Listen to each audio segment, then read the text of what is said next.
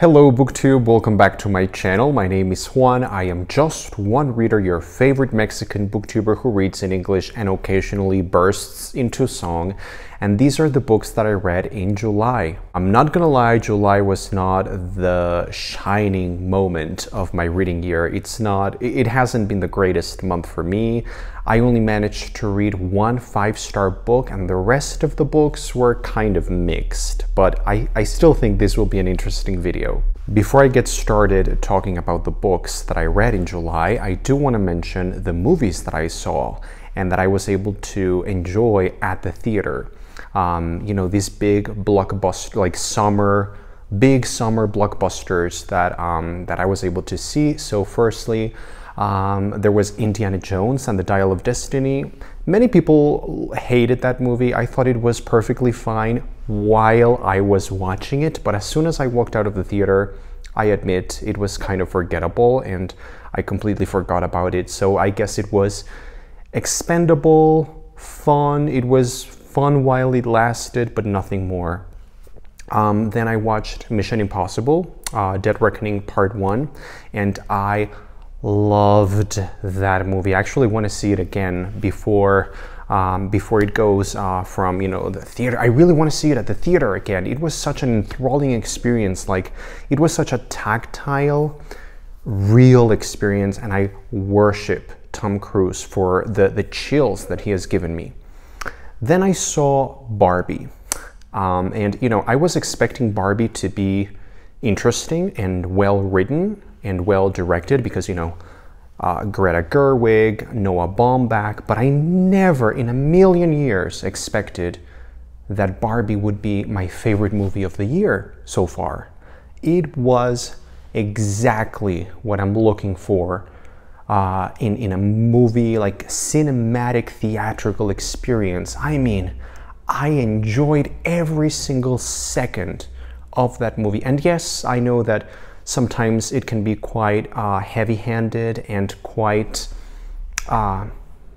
obvious in its messages and its agenda and the messages that it's trying to convey.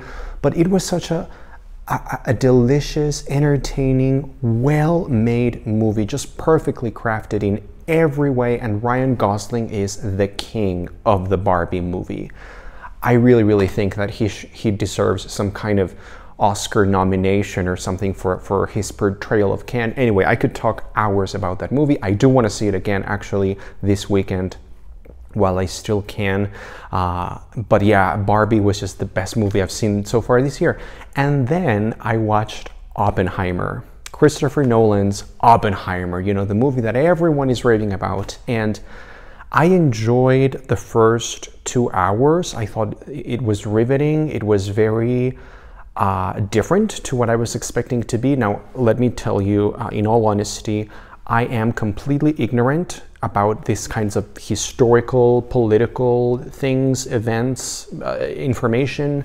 I didn't really know who Oppenheimer was. I don't think I'd ever heard about his name. I knew nothing about this movie. I didn't know what this movie was about going in.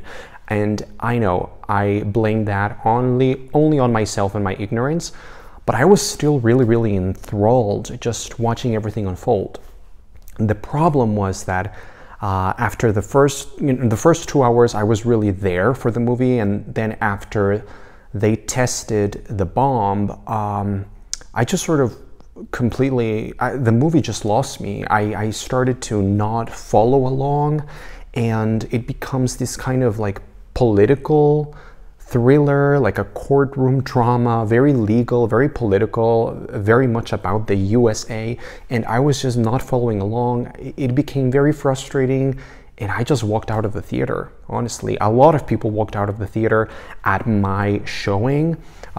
Many people were falling asleep. A lot of people were snoring at the theater, so at least I was able to share my not enjoyment of the movie with many other people, and I just decided to walk out. Maybe I will try it again later, but anyway, those are the movies that I watched in July. Now let's get started with the books that I read in July, and by the way, I will be ranking them in terms of my enjoyment, so I will share my thoughts firstly on the book that I enjoyed the least, which was actually a DNF, and then I will I will work my way up until I get to my 5-star book.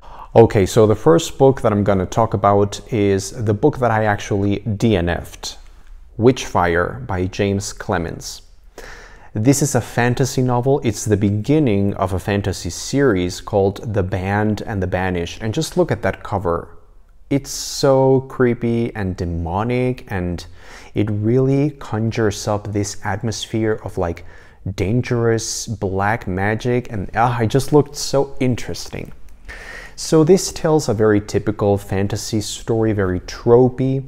I don't care about a book being tropey as long as it does something interesting with those tropes, and I think this book was just very simplistic. In certain regards, it was simplistic because, like I said, it's very tropey. It's about Elena.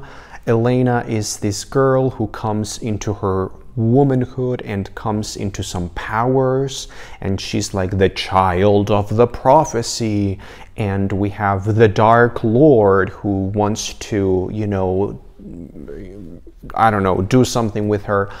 So it is very tropey, but I don't have a problem with tropes.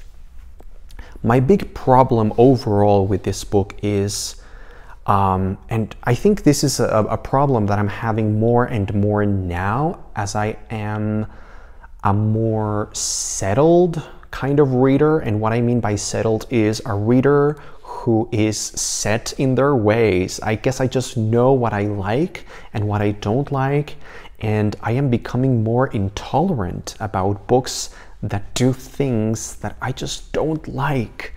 And maybe that happens to you too. Maybe it's a sign of growing up and maturing as a reader. You just become sort of more irritable about things that you just don't like. But anyway, I don't like when books feel underwritten and overwritten at the same time. And what I mean by that, and I'm using this book, Witchfire, as a perfect example for this, is on a level of character and emotion and storytelling, it just felt very underwritten. I didn't really get to know these characters. Also, the world building, the lore, the mythology, the everything that makes good fantasy. All those elements felt underwritten. I was never really able to picture this world or the atmosphere or the characters. But at the same time, on another level, a level of action, plot, and yeah, just in terms of like a very relentless kind of pace, it felt overwritten. There was a lot of descriptions in here that felt very unnecessary. There was a lot of minutia that I didn't really care about. They did nothing to really advance the plot or give me substance about the world or the characters. This book felt to me like the author wanted to write very cinematically, but it was just so action-packed, so relentlessly paced in an exhausting way that was actually very boring to me. And it was very hard for me to really care about this book or anything in it.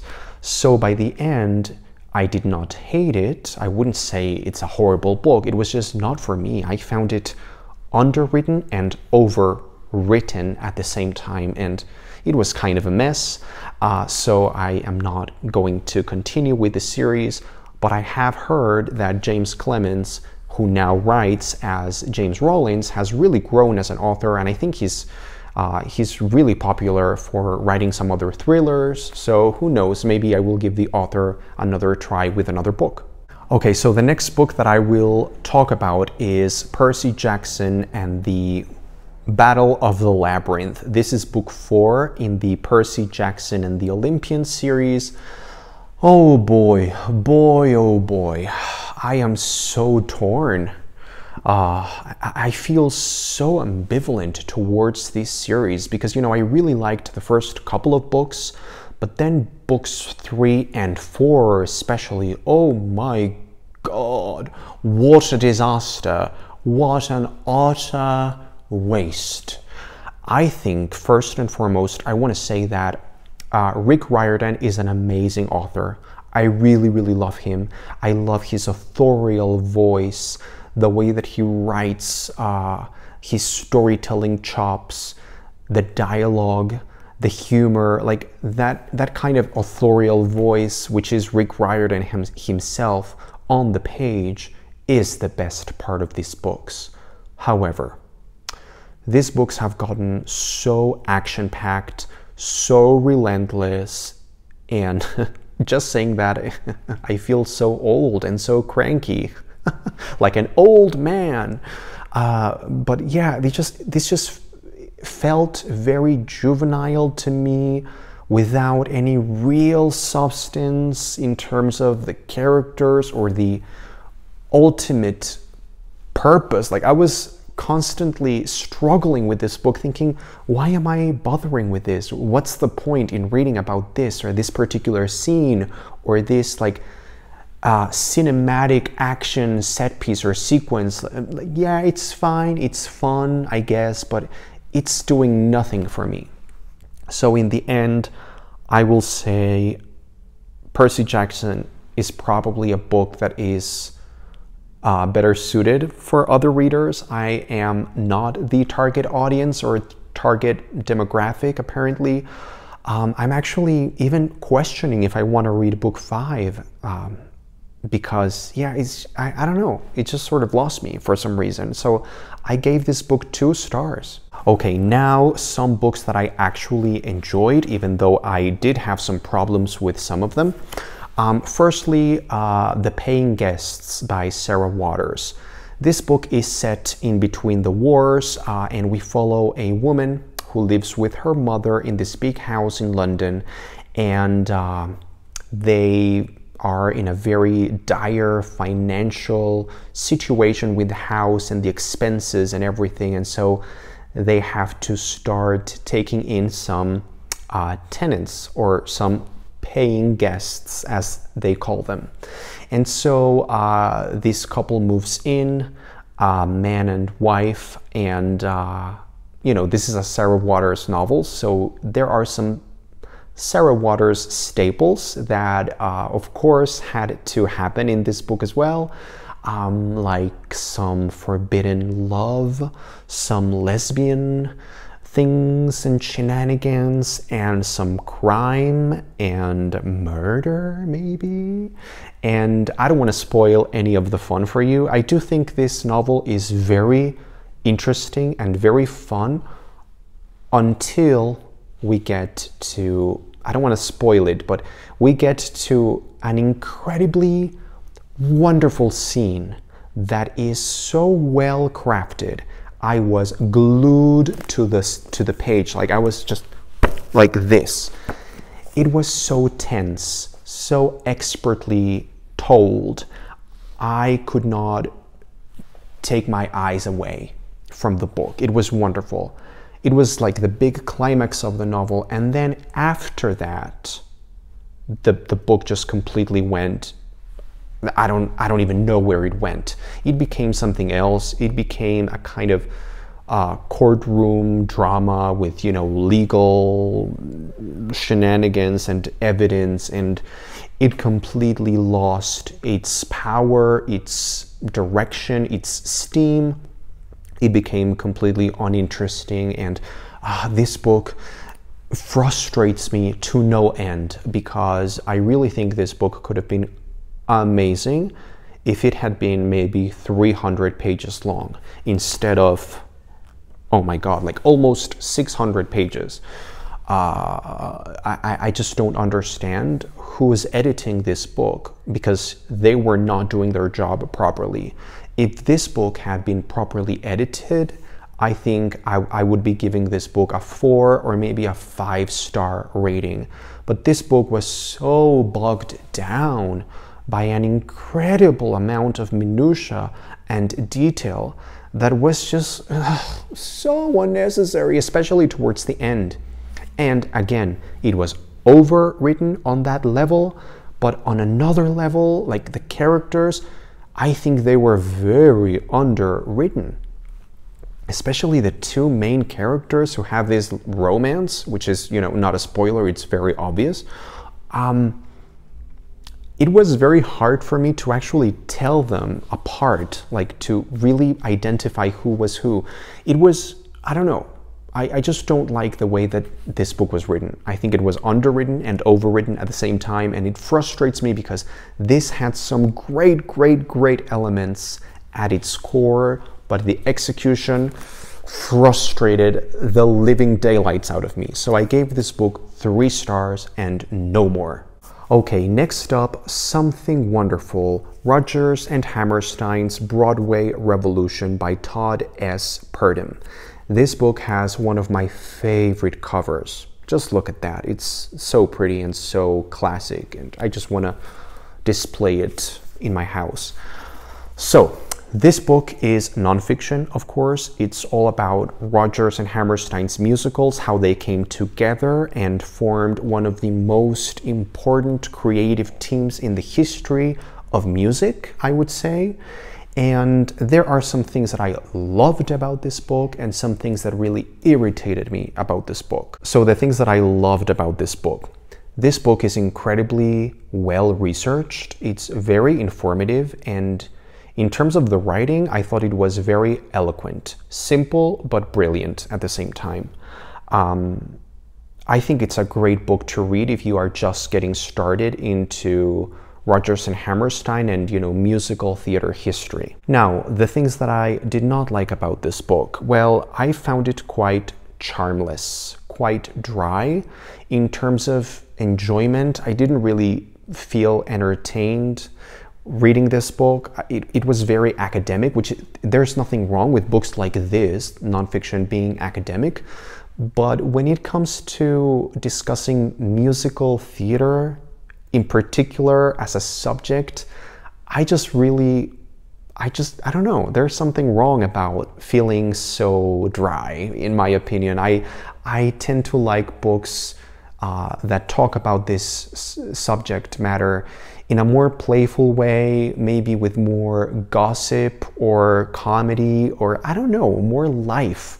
This book ultimately felt quite lifeless. It just felt very well researched. I will give Todd Purdum that. It was incredibly well researched. Like you could write essays and academic texts using this, which is, you know, a good praise. But as a reading experience, you know, I much prefer books like Michael Riedel's Razzle Dazzle, or yeah, books that are just more playful, more entertaining, that feel like they are really trying to envelop the reader and immerse the reader. So yeah, this book was fine, but it's not a very enjoyable reading experience in my opinion, so I gave this 3 stars. Okay, then I read Harry Potter and the Order of the Phoenix by J.K. Rowling, illustrated by Jim Kay. This is the newest of the illustrated editions, and I decided to read this book at the end of July because it's Harry Potter week. It's when I celebrate Harry Potter and J.K. Rowling's birthdays and everything that both J.K. Rowling and Harry Potter mean to me, and so I always do something revolving around Harry Potter. I read a book or watch the movies, or you know, do something Harry Potter related every single year. The final week of July, that's what I do. It's the only religion I know. So, look, Harry Potter and the Order of the Phoenix is probably my favorite book in the series. It's a book that many people don't like or don't appreciate or value enough, in my opinion. Many people say that it's so boring or so long or so dry or just incredibly angsty, and people don't like Harry because he's very like angsty and worried and irritable and angry all the time. And I will say those are exactly the reasons why this is my favorite book in the series, probably. I just love inhabiting the character of Harry in this particular book. it's so complex. It's, you know, I am a psychologist, a psychoanalyst, and what I do every day for a living is, you know, getting immersed in people's lives. And, you know, sometimes those things that patients tell you are not pretty. And I just really find a lot of value in being able to be there in this kind of mental space with a patient, the same way that I felt with Harry. In this book, I always feel like I am so inside of Harry in this book. I think what J.K. Rowling does in terms of putting you as a reader into the character of Harry in this particular book is remarkable. I also love many things about this book, the way that we get to explore more of the world and more characters, and of course the whole thing with the mystery, the Department of Mysteries and the Ministry of Magic. I just love this book. This book feels so Dickensian to me in a way. I just love it. I love it. It's so immersive, and it always has a big part of my heart. So the text of Harry Potter and the Order of the Phoenix, I would give 5 stars to, because it's my favorite in the series. However, what I am judging here is not the book itself, because I've read this book 1,000 times.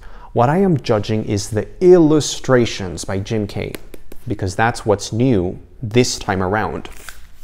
So, in terms of the illustrations, I would give this book 4 stars. I think 4 stars is generous, and yeah, I think it's fine. Look, I think Jim Kay's illustrations of architecture and character, like full character portraits, are stunning. I think there's a map of the Ministry of Magic that he does here that it just blew my mind. To give you an example, the previous books by Jim Kay contain some pictures of Hogwarts that or Diagon Alley, those kinds of architectural drawings I love. I think he's great. However, I felt like something was missing in terms of the illustrations. I was really hoping I would see things that are not in the movies, some scenes and some places and some characters that have not been portrayed in the movies or anywhere else for that matter, and that I've always pictured in my mind vividly. And yeah, this book kind of let me down in that regard. Also, and this is just a very personal critique, but I felt that some of the illustrations in here felt kind of cheap, kind of video gamey. Like, for example, so the scene where Voldemort is fighting Dumbledore, the Ministry of Magic, you know, that whole thing, which is here it is. I don't know, many people would love these illustrations, I know, but to me there's something very cheap about that, like very, I don't know, very Magic the Gathering about that. Like, it feels like a video game, very juvenile, very simple, very, I don't know, there's something that I don't like about that aesthetic. And something else that I don't like about Jim Kay's illustrations is sometimes I feel that he doesn't really do anything different. For example, here, this is the scene, the very famous scene when they go to the Ministry of Magic, the Department of Mysteries, and you know, it's that scene with all the prophecies. It just feels like straight out of the movie. Like, the movie is exactly like this. Like, that's the way that the movie is. And maybe that's the way that J.K. Rowling wrote that scene, and there's not a lot that you can do with that to depict it in a different way. But I just really think that if you're going to illustrate that scene, you should try to do something different. I don't know, it just, yeah, that's a big critique that I have of Jim Kay's illustrations. Sometimes it feels like he is not straying away enough from the Harry Potter aesthetic that we already know so well from the movies and, you know, Warner Brothers and, you know, the whole thing. So I just wish he could be more original or do some things different. But all in all, it's a decent illustrated edition of Harry Potter. And yeah, I'm giving the illustrations 4 stars. And finally, last but certainly not least, we have come to the only book that I gave 5 stars to in the month of July. And this is really a book that every single second that I was reading this book, I was just smiling. I was completely enraptured and entranced, and I was holding the book with passion and love and tension. It was so gripping. It was so thrilling. I didn't want this book to end. It was so amazing. It was Moonflower Murders by Anthony Horowitz. This is the sequel actually to Magpie Murders, which is probably my favorite book of the year so far. It is a sequel. It's not exactly like a... I guess some people could read this first without reading Magpie Murders, but I would say no. You have to read Magpie Murders first to get the complete, perfect experience the way that it should be. So, in Moonflower Murders, we follow again the character of Susan Ryland, and she is now living in Greece with Andreas, and then some people come over and talk to Susan and explain to her something that has happened, some woman who has disappeared back in the UK, and they are asking Susan to help them out and try to solve the mystery, because this mystery is, of course, intertwined or it's connected to Alan Conway, the author of Magpie Murders and all of the Atticus Pund novels that you probably know what I'm talking about if you have read Magpie Murders. Otherwise, you have no idea what I'm talking about. You're just clueless by now, which is fine. Trust me. If I tell you what this book is about, it will sound very complicated and convoluted, but in reality, this book is very easy to follow and very accessible. This book is one of the best mysteries that I've ever read. It's everything that I look forward to in a book, in a reading experience, period. This book does it all. I think Anthony Horowitz has one of my favorite authorial voices. He's just so inventive and so funny. And there's something in this book that feels very warm to me. There's a warmth here. I think it's Anthony Horowitz's voice. I really think it's him, because the same warmth was present in Magpie Murders. In terms of the mystery, it's a very classical Agatha Christie-esque kind of mystery, but it's so intricate. You can guess some parts of it. I actually did guess some parts of it, but not the whole thing. And still, it's so satisfying, and by the end, it's just perfect. It's perfect. But this is one of those books where what matters is the journey, not so much the destination. By the way, I should say, a big feature of this book, just like with Magpie Murders, is this is a book within a book. So you actually get to read 2 mysteries in one, because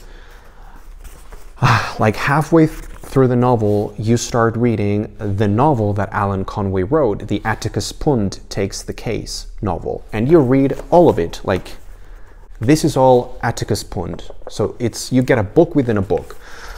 And let me tell you, it's all great. It's all 5 stars. Like, the book within a book is wonderful. It's sort of silly but delightful at the same time. And it contains all the clues to really understand what's happening in the framing mystery surrounding it. This is just a book that you have to read, and you have to get lost in it. You have to pay attention. It can be a little energy consuming because you really have to pay attention. But when a book is this fun and this enjoyable, you know, you don't really have to do much. You just want to keep reading and you want to pay attention. So this never felt like a chore. It actually felt like I just wanted more. One more chapter, please. I really wish Anthony Horowitz writes more books in this series. I don't know if he can pull it off. It's so complicated what he's doing. I think it's just a remarkable feat of writing what he's doing with these books, with these 2 books so far. I hope there's a 3rd one and more, but I don't know if he can pull it off. But then again, when I read Magpie Murders, I never thought he could do the same thing again, and he did it. He actually pulled it off. And Moonflower Murders is just as good as Magpie Murders. I think I love Magpie Murders just a tiny bit more because of the novelty and because of that particular mystery, but this is just so perfect. I gave this book 5 stars. So those are all the books that I read and the movies that I watched in July. Please leave a comment down below so we can engage in some conversation. If you want to leave some recommendations for me, or if you want to ask some questions, please go ahead and do so. I am Just One Reader. Thanks for watching this video, and I will see you on the next video.